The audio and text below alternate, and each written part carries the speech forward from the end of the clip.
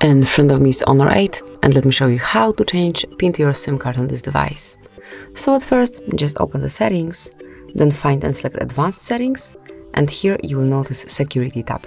Smoothly click on it to open, and now at the top of the list you've got Set SIM Lock. So this is for the first SIM, because this is the only card that I've got included, but obviously you can do it for both if you've got them both inserted to your Honor. So whenever you've got the SIM card open, in my case it's SIM the first, just click on Change SIM PIN, and here you can smoothly provide the current code, which in my case is 1111, tap on OK then, and now provide a new one. Click on OK, and then re-enter this new that you would like to have. Click on OK, and that's it. As you can see, it has been already changed and you can smoothly use it. So that would be all, this is it.